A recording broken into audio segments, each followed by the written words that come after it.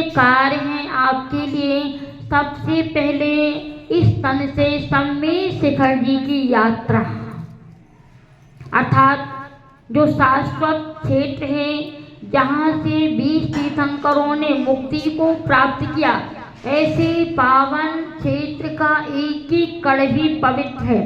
ऐसे उस क्षेत्र के लिए वंदना करके, अर्थात एक बार तो जरूर उस क्षेत्र की वंदना करना। कोई भी ऐसा है कि जिसने कभी सम्मेद शिखर जी की वंदना ना की हो?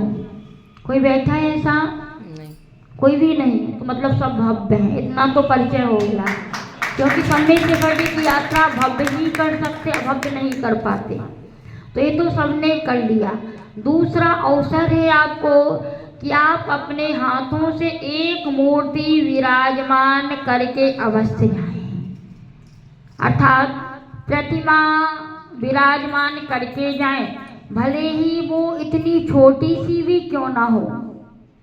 एक जवा के बराबर मूर्ति और एक कुंदरू पत्ती के बराबर यदि जो मंदिर स्थापित करवाते हैं तो उनकी पुण्य की सराहना देवता भी नहीं कर सकते।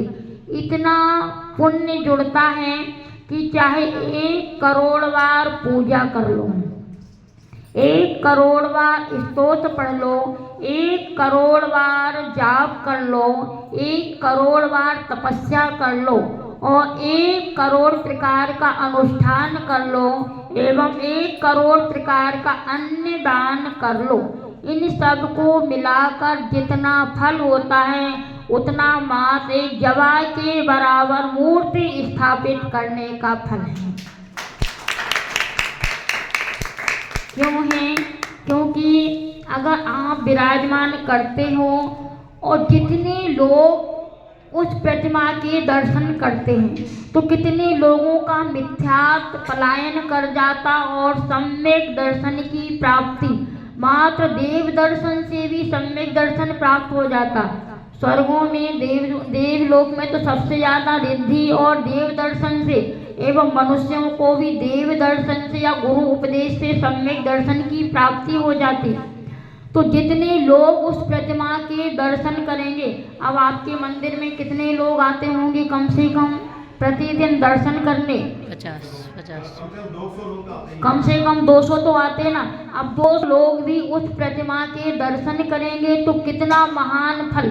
अगर आप कभी किसी पाप के उदय से नरक में भी पहुंच जाओगे तो जितने लोग यहाँ दर्शन करने आएंगे और उनकी श्रद्धा का फल, उनके पुण्य का फल 10वां भाग आपके हिस्से में जाएगा और आपको नरक और निगोद से निकाल करके मनुष्य बना देगा।